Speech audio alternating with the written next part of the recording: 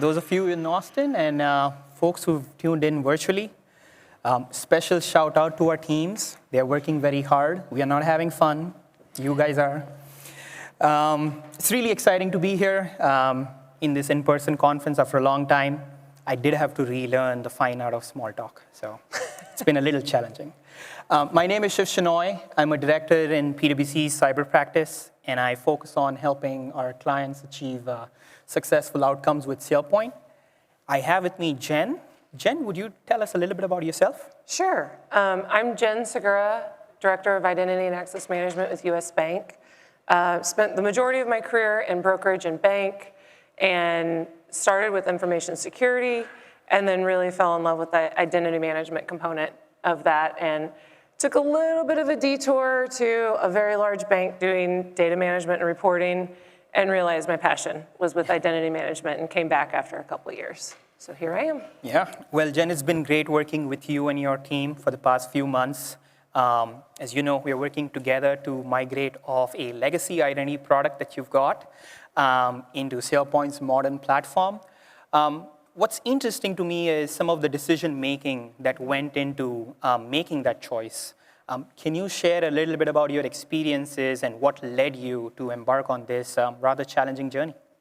Yeah, absolutely. So I came in the middle of COVID, and one of the first things that I was told as I started meeting with our business lines was that they were frankly just fed up. They had requests for modernization and new features that they wanted, and we were simply just afraid to touch the system because it was going to go down the moment we tried to touch it. And so we knew it was time. We knew it was time to modernize. And so we started down that path of figuring out which was the right tool for us. Yeah, I mean, you've definitely made two good choices. So let's start with the first one, SailPoint. I know that you and your team spent an incredible amount of time scanning the market. Can you tell us a little bit about what stood out to you and what made you finally choose SailPoint as your modern identity product? Yeah, so we had really realized, as I mentioned, our business lines were ready for something new and modern. We are a very mature organization when it comes to identity. Thousands of applications, pretty centralized, that sort of thing. And we knew we were getting to the point where we had to heavily customize our current tool in order to provide the features that the business wanted. So we needed something that could do a lot of what we were having to build on our own as out of the box as possible. And so when we started digging in and doing our proof of concepts, we realized that SailPoint was the product that allowed for those feature sets literally out of the box. And so it became the front runner very quickly. And then we just did our due diligence to make sure that the other products weren't going to be something that we looked back on and wish we had considered more closely.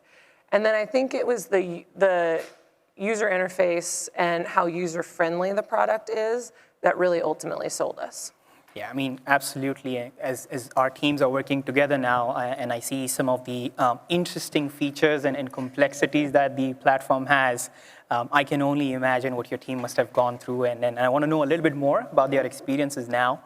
But as you went through that decision with SailPoint, what are some of the other actions that I think you took to be able to make that choice? You know, I know when we were first starting to work together, obviously you had to select an SI. How was that process like? I'm sure we had some interesting conversations, but I'm sure you had that with others as well. Tell us a little bit about your decision-making with PwC.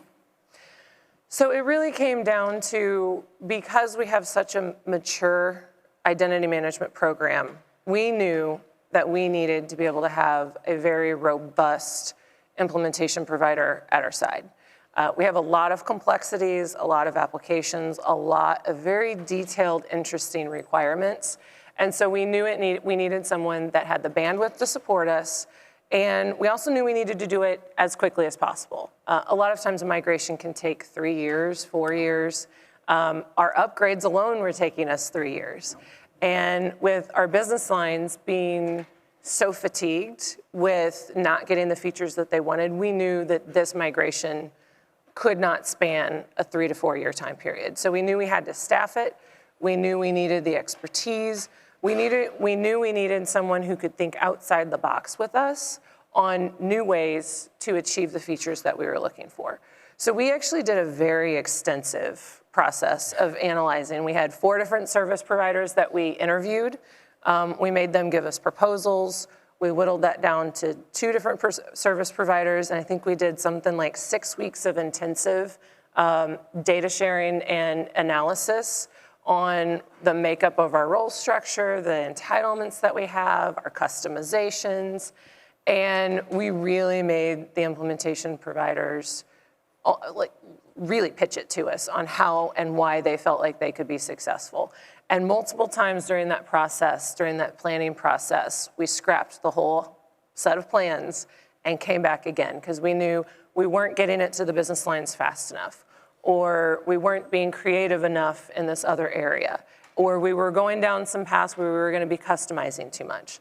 And so I think it ended up being 6 to 9 months of extensive planning. And when we landed on PwC, we knew we had the right partner at that point. Well, we are very excited about this challenging opportunity. I know it's been about 10 months now that we're working through this, and we have a long journey ahead, but appreciate your... Not that long. Not that long, yeah, compared to some of the other upgrades. Right. But jokes apart, thanks for your trust in us. I just want to dive a little bit further into some of the other choices that you made, which at least to us as PwC were very interesting and insightful. The first one that comes to my mind is, some of the decision making you had, and you explained earlier about committing about 50% of the overall scope to your team. Mm-hmm. We don't see a lot of that, and it's very refreshing to see some of that. Can you tell us a little bit about, what was your decision and ideas behind that? Yeah, absolutely. For one, I like to have control. And if anybody's going to be responsible for making sure something's successful, I need to be a part of making sure that I'm at stake there too. But more importantly, the team that I have today is a phenomenally talented team. They are, quite frankly, just extremely knowledgeable in the products that we have. A lot of the team had 0 experience in SailPoint. And the problem that we were also experiencing today is they knew so much about their area that they had developed on our tool, but we weren't wide-ranging. And if somebody was out sick and we needed to be able to touch a piece of our code, we were having to scan the code and really understand what was going on there. And I just wanted to make sure that when soon our implementation provider is done and we're migrated, then we don't end up back in that siloed sort of situation. And so to me, the best way to do that is to be fully invested, roll your sleeves up, and help develop the product so that we are fully engaged, we're invested in the outcome as well. And I've seen it be a real turnaround for my team. They seem to be very excited now about this migration. Our teams are pretty excited too. In some of the stand-ups we go to, it's pretty refreshing to see both parties come together with ideas and argue sometimes, but ultimately reach the right decision for a US bank. But something else that stood out to me as I was thinking through this journey was you took over this team during COVID. Mm-hmm. You have a pretty impressive team, pretty large team. Mm-hmm. What are some of the things that you did to help them upscale and get comfortable with SailPoint? And just want to understand a little bit of that. Well, I feel very passionate that the team needs to feel invested in and that they need to feel like they're being set up for success. I've come from a lot of companies where training wasn't a part of the consideration. It was on-the-job training. Here's a manual. Go learn and read about it. And I felt very strongly that if we were going to get our business lines to buy off on this product, if my team was going to buy off on this product, they needed to understand the product and feel supported. And so we built into our negotiations with SailPoint training out of the gate. We've sent 14 of our team members to week-long intensive trainings. I just got an email today from one of my team members, and he's IIQ Pro. He passed the IIQ Pro exam today, that's impressive, which was super exciting for him. And we're about to send another 14 individuals through intensive training from all spans, from our engineering team, our data management team, our QA and BA team, and then also our first and second line of support teams. We're including them along the way because they all need to be fully familiar with the product and cross-train and just feel like they have that support to really know what they're getting into and feel confident in it. That is pretty cool. And how has their reaction been so far? I mean, I think they are obviously working in the product. They've built some really incredible features in the legacy platform. How are they reacting to some of the benefits of SailPoint? Well, when I first came, there was skepticism, both within my team and the business lines. Because, I mean, our business lines, we had a homegrown product, and then we switched to a product that a lot of people are familiar with and a lot of people hate. And with that, they really knew those products, and they knew how difficult life could be there. And here I am touting, it's so easy, and you can do it, and it's so much better, and everybody's gonna love it. And they're like, yeah, okay, woman. And then we sent them through the week-long trainings, and I'm getting a conscious stream of thought in the middle of the training over Teams from one of my team members, and she's like, oh my gosh, this is so cool here, and oh my gosh, this does this. That took 3 weeks to develop, and it was really cool because they were starting to see it. Yeah. And I've since hired in a few team members who have implemented SailPoint with me in the past, and they can see the vision, and so it's really cool to see the groups of teams really work together and start to see where it can go, and now they're all in. Yeah. I had skip levels with some of my team members about a year ago, and they were all skeptic. They were asking me questions. They're like, is this really on the up and up? And I'm like, trust me, I promise you it is. And I just finished a round of skip levels with those same individuals, and they were laughing, and they were energetic, and they were telling me how much they love the work that they're doing today. And it was really cool to see because we're only halfway through our migration. Yeah, absolutely, yeah, that's good. And what about the business lines? I'm sure they've seen some features already. How have they reacted? They're still a little bit skeptic. And that's because we are finishing up some of the core development this month, actually, no pressure team. And in doing that, starting in November, we're really starting the road shows of showing them this is what it looks like. But those individuals who have seen it, who we've been able to give demos to, they're excited. And it's to the point where I've had some business line individuals tell me that they have a whole handful of apps that are not required to be centralized, and they've actively chosen not to in the past because it was too difficult. Yeah.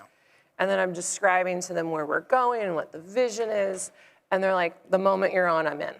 Yeah. And that's been pretty cool to see. Now, we've got to make them follow through. Yeah, absolutely, yeah. But it's been pretty cool to see. Well, that's really good to hear. Just one quick question for you. In your role, it's not like you're only looking at the next 6 months or next 12 months. What are some of the interesting things that you are thinking about with your investment in SailPoint's identity products? Can you share a little bit about that? Oh, absolutely. I can tell you we're most excited about the AI features because we're implementing that. We're setting up the infrastructure. We're implementing AI. We're going to start pulling the data in come January, and then next July, we plan to fully configure it. And we just did a deep dive with SailPoint with my team, showing them the different types of features that are available. And we're looking towards how can we be more proactive versus reactive? How can we prove that people aren't rubber stamping, or prove when they are, right? And figure out ways to give them the right kind of education. So we're really looking to migrate to that proactive side, while using the AI capabilities that we do not have today. We do not have that insight, and that's going to be pretty cool. Yeah, I mean, I'm definitely excited about that because, when we first started on the roadmap journey and we looked through some of the numbers and the metrics, just the sheer volume of transactions, it was a challenge. And it's exciting to design a system around that. And we are very excited about it, and I hope you see some of the results that we're working hard towards. Jen, thank you so much for your time today. Thank you. This was great. I know as identity nerds, we could probably go on for a few hours here. For sure. But really appreciate the time, and thank you for your trustful relationship with us and SailPoint. Now, don't let me down. Yeah, we'll try my best. Thank you. Thank you. Thank you.